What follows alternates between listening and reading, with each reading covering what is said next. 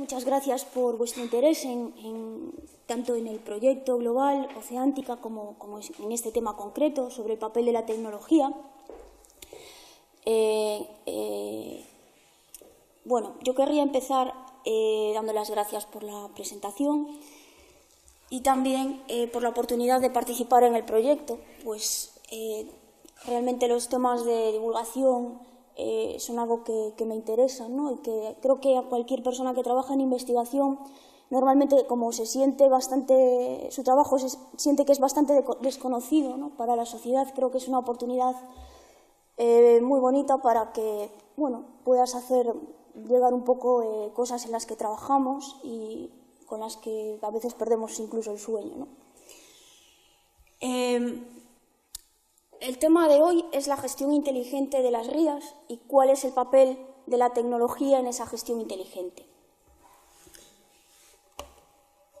Vamos a empezar poniendo una especie de estructuración en las diferentes partes en las que puede contarse con diferentes tecnologías para realizar una gestión de una ría. En cualquier tipo de gestión que hagamos necesitamos datos, ¿vale? Una gestión económica, una gestión empresarial necesita de datos con los que tomar decisiones, abrir nuevas líneas de negocio. Bueno, pues en una gestión de una ría es un poco similar. Nosotros necesitamos conocer esa ría, necesitamos entender los fenómenos naturales, necesitamos entender la relación de esos fenómenos naturales con las actividades económicas que se producen en la ría. Y para entender todo esto necesitamos datos. Por lo tanto, un primer grupo de tecnologías que es básico para poder hacer una gestión de una ría es cualquier tipo de tecnología que nos permita observar la ría, ¿vale? Entonces podemos contar con tecnologías muy diferentes de captación de datos, redes de boyas, oceanográficas, temas de radar, redes de comunicaciones, sistemas de posicionamiento, etc. Entonces, ese es el primer gran grupo de tecnologías que necesitamos. Por otro lado, necesitamos tal vez una tecnología más software, que es la encargada de procesar esos datos. A veces los datos llegan de una manera muy poco arreglada, digamos, de los que si simplemente los utilizamos y los vemos tal como salen, pues no vamos a poder sacar nada de ellos, ¿no? Entonces hay que hacer un procesado previo, que esa es precisamente mi área de trabajo, de investigación, que es el procesado de señal, que es procesar todos esos datos, análisis de datos, hacer coincidir esos datos con modelos determinados, sacar realmente la información que pretendemos de esos datos, ¿no? Entonces, pues ahí incluyen, ya os digo, tecnologías mucho más relacionadas con algoritmia, con programación y con las matemáticas, en definitiva. Finalmente, y más hoy en día, cualquier aplicación de gestión que tengamos necesita ser muy visual, necesitamos, por lo tanto, de plataformas y necesitamos que esas plataformas además estén conectadas en red, por supuesto a Internet. Necesitamos poder acceder a esas plataformas desde cualquier tipo de dispositivo, ya sea un móvil, ya sea una tableta, un portátil o el ordenador de nuestra mesa del despacho, ¿no? Entonces, los problemas tecnológicos que implica todos esos diferentes tipos de acceso, pues también hay que solucionarlos, ¿no? Entonces, creo que con esta gráfica se puede ver bastante bien la problemática tecnológica que nos podemos encontrar para hacer gestión de una ría. Os vais a preguntar, para empezar, bueno, gestión de una ría, ¿qué significa eso? ¿Para hacer qué exactamente? La gestión de la ría, como os decía, puede hacerse con objetivos muy diferentes, pues desde gestionar datos de calidad medioambiental para luego tomar decisiones de política medioambiental, o gestionar datos también medioambientales de contaminación, pues para gestionar una crisis. Pueden ser datos meteorológicos, pueden ser datos, por ejemplo, de las actividades en lonja, que sean interesantes pues para, no sé, gestionar pues, proyección en comercios internacionales. Bueno, muchos tipos de gestión son los que puede hacerse, pero también, y y muy interesante sería poder llegar a una gestión integral de muchos de estos aspectos, ¿no? Entonces, las tecnologías realmente nos permiten que diferentes autoridades, diferentes administraciones o empresas pues, compartan datos fácilmente y puedan tomar decisiones más inteligentes, probablemente. Bueno, vamos a ir ahora poquito a poco desglosando cada uno de estos aspectos. Lo haré un poco en el marco de cómo le pueden interesar a chicos que están cursando la ESO y cómo pueden a lo mejor motivarles para tener más interés por unas materias a lo mejor más básicas, que son las que tienen que estudiar habitualmente.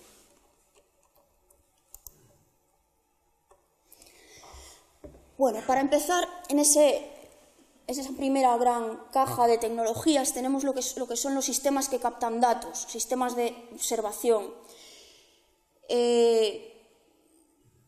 Estos sistemas pueden tener, como ya os decía, aplicaciones incluso muy científicas, de observación, de cómo es el estado del ecosistema ría, y pueden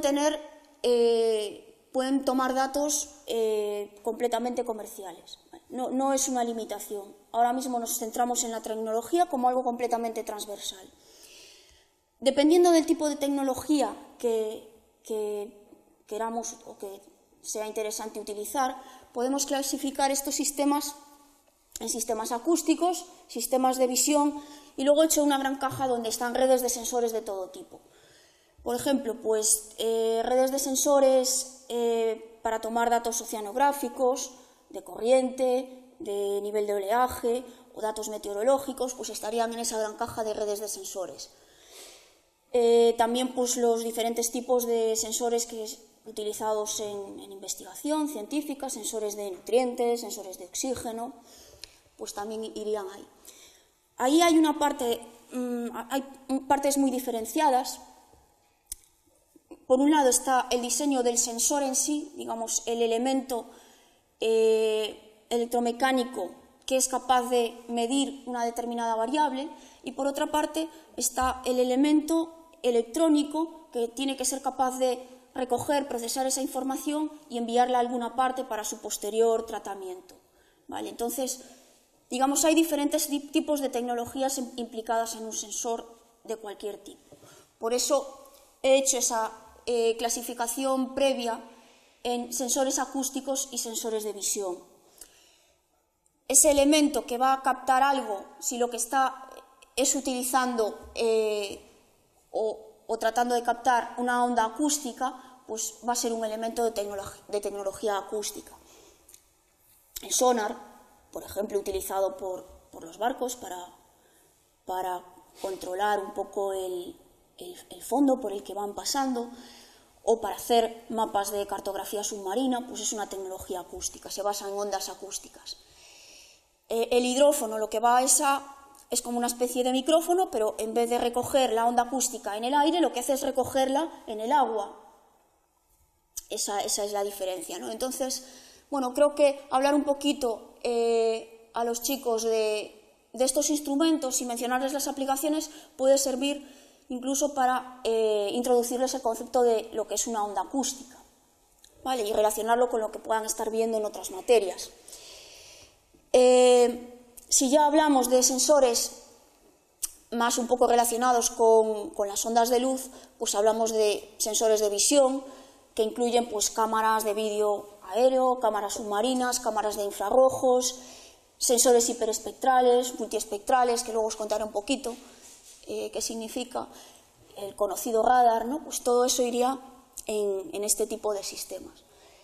Se les puede comentar a los chicos diferentes tipos de aplicaciones, centrarse en una a lo mejor para motivarlos, creo, ¿no? Yo en concreto, cuando preparé un poco el material para el libro, me pareció bien elegir dos ejemplos. Uno que me proporcionó Emilio, el director de Campus do Mar, que me parece muy interesante por su cercanía y porque el tipo de información que proporciona es muy inmediata, ¿no? Su utilidad, que es pues, la red de boyas y marógrafos de puertos del Estado que tenemos en la ría de Vigo y sus inmediaciones, ¿no? Entonces, esta red de boyas, se puede consultar en internet, los chicos pueden buscar, si quieren también más información, ampliar, lo que va a hacer es medir variables meteorológicas y oceanográficas, con fines de predicción y con fines de estudio científico también. Entonces, bueno, me parece un ejemplo muy cercano que sepan que tienen ahí esos instrumentos colocados en su ría y que están midiendo cosas de interés para todos, ¿no? En segundo lugar, ya un elemento un poco más tecnológico y muy conocido, pero que tal vez no se sabe demasiado bien cómo funciona, es el sistema radar. Al ser un sistema tan utilizado hoy en día en muchas aplicaciones, en meteorología también, es un instrumento básico, pues me pareció bien elegirlo como elemento demostrativo de una tecnología de observación. ¿Cómo funciona el radar? Creo que es una explicación que se le puede dar con cierta facilidad a chicos de este nivel. Bueno, simplemente partiendo de lo que es una onda de luz, ellos pueden, porque la entienden, ¿no?, cómo funciona una onda de luz, puede decirle que se le puede explicar que hay ondas más generales, de las cuales la onda de luz es un caso particular, que son las ondas electromagnéticas, que se pueden propagar en el vacío, y que esas ondas tienen la ventaja de que se pueden propagar sin ninguna condición especial, es decir, da igual que haya mal tiempo, bueno, no es un problema, ¿no? Entonces, con este tipo de onda que el radar transmite, lo que podemos hacer es enviar la onda y viendo las reflexiones que nos llegan de ella, viendo las reflexiones que nos llegan, obtener alguna información de lo que ha producido esas reflexiones. Por ejemplo, los radares que se instalan en los satélites lo que hacen es iluminar con esa onda electromagnética que ellos pueden asociar perfectamente a una onda de luz, y el satélite recibe también las reflexiones. Entonces, analizando cómo son esas reflexiones, se puede, primero, localizar de dónde viene esa reflexión y, segundo, saber qué es lo que hay, porque qué es lo que hay ahí. Dependiendo de cómo sea esa reflexión, pues va a haber agua de mar, va a haber una mancha de petróleo sobre el agua del mar, va a haber terreno, va a haber una cosa u otra, ¿no? Entonces, el radar, a partir de esas reflexiones, es capaz de formar una imagen, que luego pues habrá que procesar, limpiar un poco, para poder realmente sacar la información que estamos acostumbrados a ver en una imagen radar. Como actividades les planteo que se fijen en un enlace web en el que hay disponibles muchas imágenes de satélite, el satélite Envisat en concreto, que se tomaron cuando se produjo el vertido del Prestige en nuestras costas, ¿no? Y que creo que, bueno, también es un tema que les puede motivar el verlo algo pues tan cercano a nuestra comunidad, ¿no? Y bueno, ahí tenéis una imagen muy pequeñita que estaría aquí abajo a la derecha de lo que sería ese vertido, con la imagen ya procesada, geolocalizada, es decir, localizada espacialmente en un mapa de lo que sería toda esa mancha negra que es el vertido, ¿no? Se puede ampliar también un poquito hablando de los tipos de radares, y esto permitiría no solo introducir fácilmente el concepto de onda electromagnética, sino también de lo que es el espectro radioeléctrico. Los diferentes radares, según su aplicación, trabajan con ondas electromagnéticas de diferente frecuencia. Si lo queréis pensar como una señal sinusoidal, no es más que esa sinusoide pues tenga unos ciclos más o menos largos. Eso creo que también lo pueden entender fácilmente. Y bueno, el entender el espectro radioeléctrico no es más que entender que en realidad nosotros tenemos disponibles pues, un gran rango de frecuencias, las que la tecnología puede generar o procesar o recibir, y que ese rango pues, está dividido en bandas, en conjuntos de frecuencias que son útiles algunos para unas cosas y otros para otros. Se introduce también en el libro un enlace en el que se relaciona este concepto de onda electromagnética con su frecuencia, porque los chicos pueden pinchar en el enlace y jugar un poco con la frecuencia y ver cómo cambia, en este caso, el color de una onda de luz, ¿no? Entonces, a lo mejor puede ser una manera también bastante intuitiva de introducirles este concepto. Por supuesto, se hubiesen podido explicar otros temas, pero creo que se extendería demasiado el tema. Por ejemplo, el tema de cómo funciona un GPS podría ser un tema bastante interesante para ellos.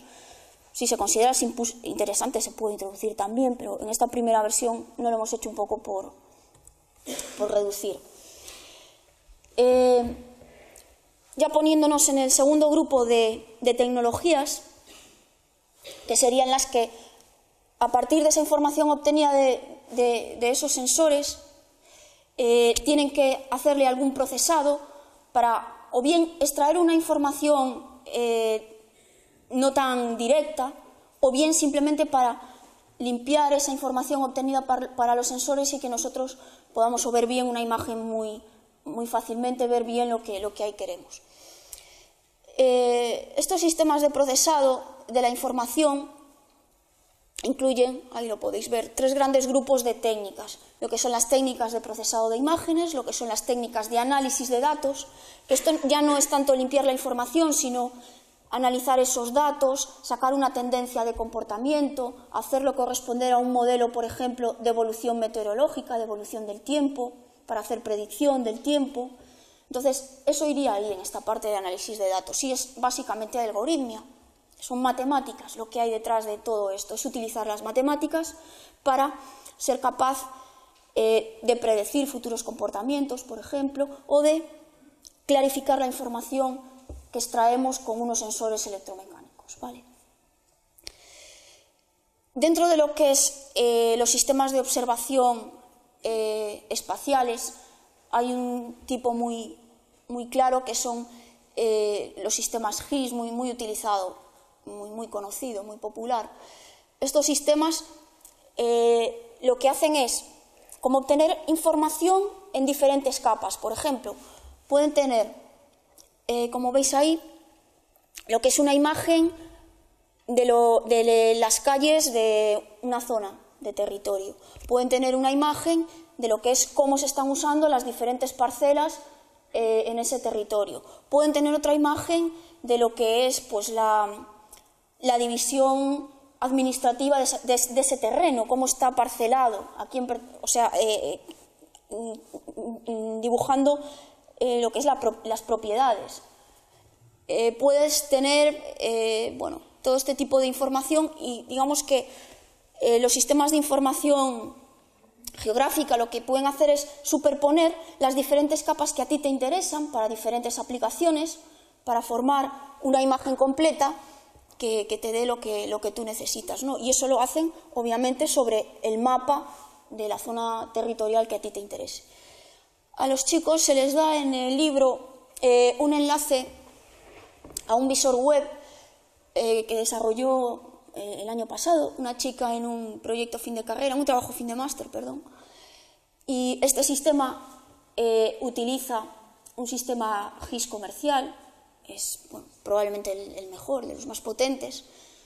Lógicamente, para usar el sistema y probar un poco y entender bien qué hace un GIS, pues hay que pagar, pero la demo que tiene esta chica desarrollada en su trabajo fin de máster sobre las Islas Cíes es muy bonita, primero porque hace referencia a un espacio conocido por ellos, probablemente, y segundo porque sí que muestra diferentes opciones de uso, diferentes aplicaciones de un sistema de este tipo. Es muy visual y ellos pueden ver qué cosas se pueden hacer con facilidad con un sistema de este tipo.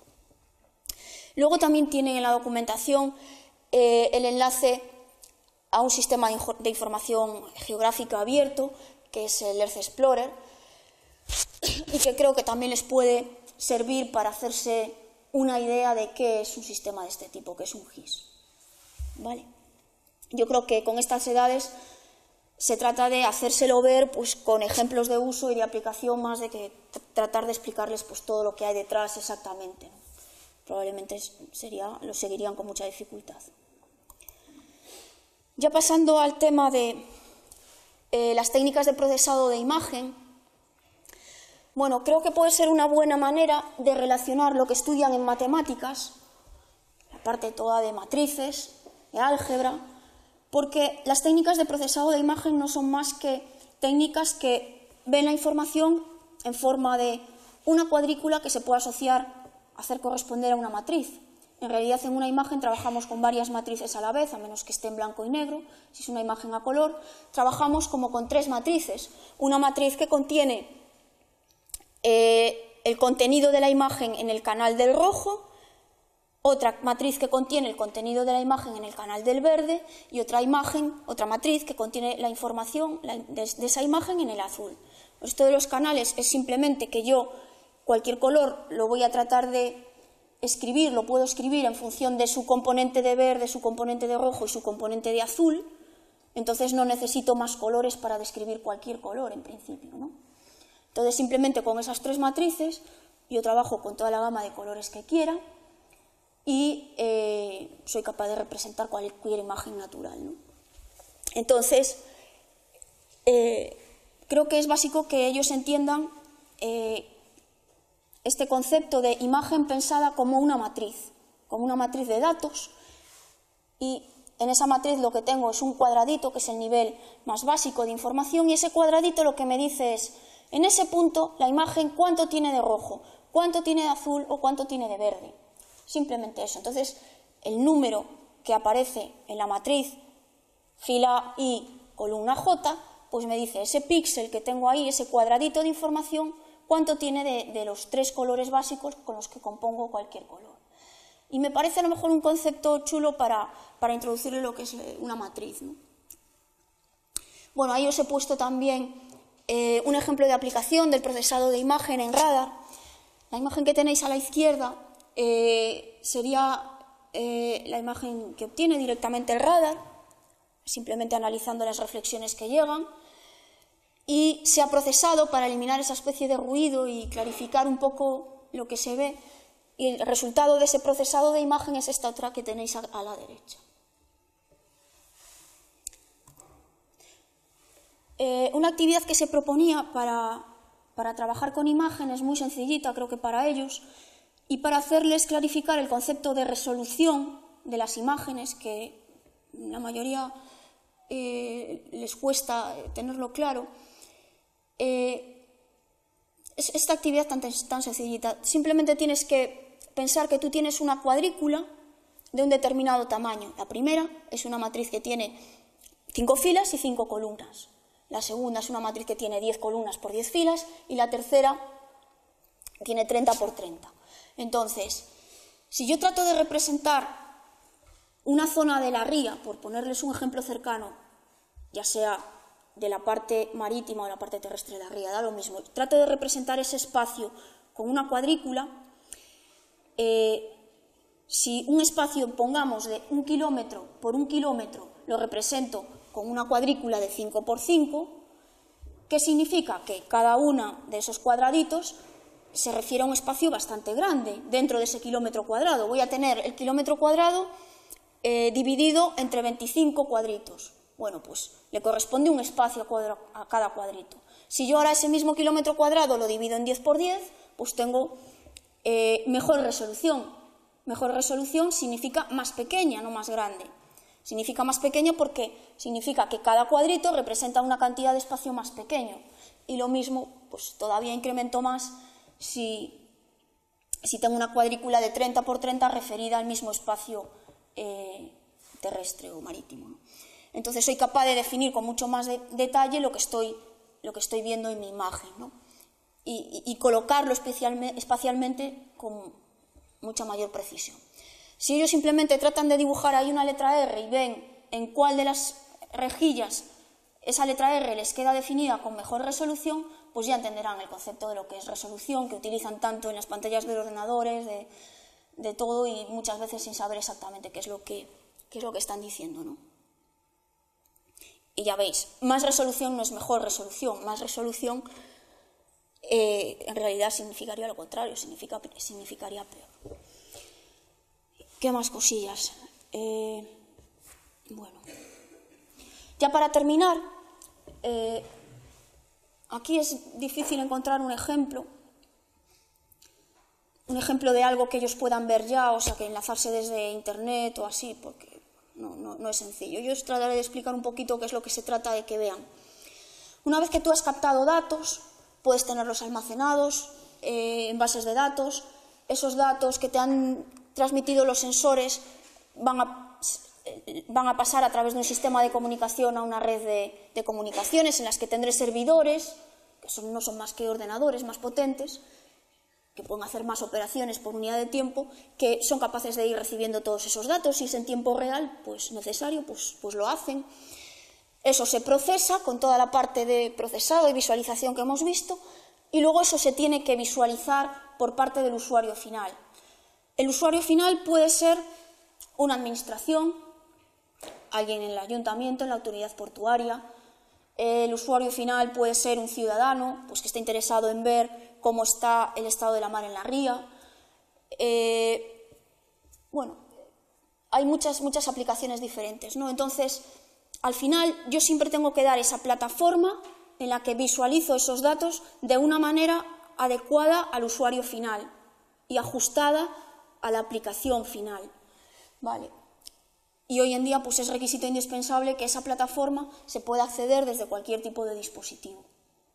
Entonces, detrás de toda esa parte de desarrollo software, que es el desarrollo de plataformas de gestión, pues realmente hay una parte de la ingeniería de telecomunicación detrás, que obviamente es imposible, que es la ingeniería telemática, y obviamente es imposible hacer que ellos entiendan todo lo que hay detrás, pero sí que entiendan la necesidad y que entiendan que eso es desarrollar software, por ejemplo, desarrollar una plataforma web que sea capaz de visualizar lo que tú quieres con una determinada aplicación.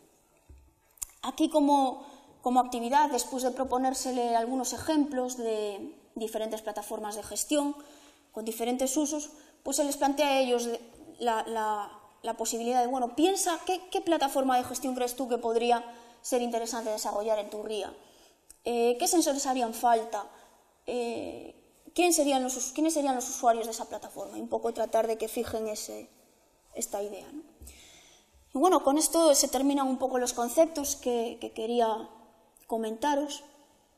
Espero que hayan sido de vuestro interés, y si tenéis cualquier pregunta, cualquier sugerencia, por supuesto, porque bueno, esto aunque se ha hecho con toda la buena intención, y Francisco ha hecho un gran trabajo, ¿no?, de ayudarnos a adaptarlo a los chicos de estas edades, pues vosotros con la experiencia que tenéis probablemente veáis cosas que a lo mejor se pueden cambiar o mejorar, así que por supuesto son bienvenidas. Si tenéis cualquier pregunta.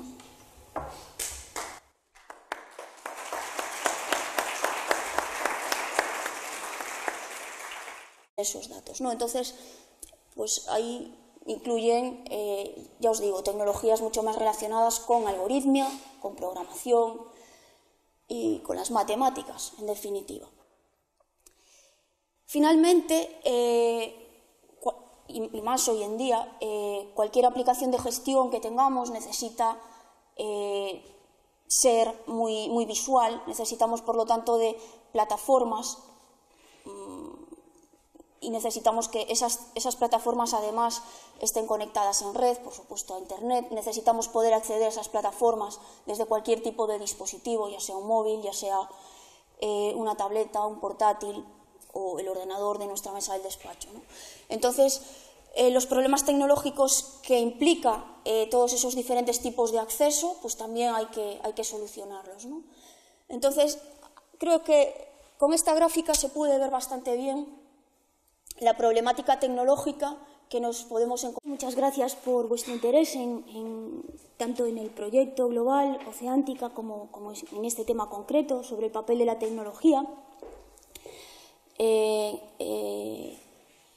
Bueno, yo querría empezar dando las gracias por la presentación y también por la oportunidad de participar en el proyecto, pues realmente los temas de divulgación son algo que me interesa, ¿no? Y que creo que a cualquier persona que trabaja en investigación, normalmente como su trabajo se siente que es bastante desconocido, ¿no?, para la sociedad, creo que es una oportunidad muy bonita para que, bueno, puedas hacer llegar un poco cosas en las que trabajamos y con las que a veces perdemos incluso el sueño, ¿no?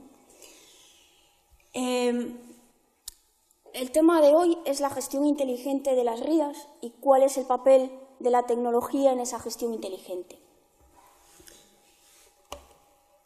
Vamos a empezar poniendo una especie de estructuración en las diferentes partes en las que puede contarse con diferentes tecnologías para realizar una gestión de una ría.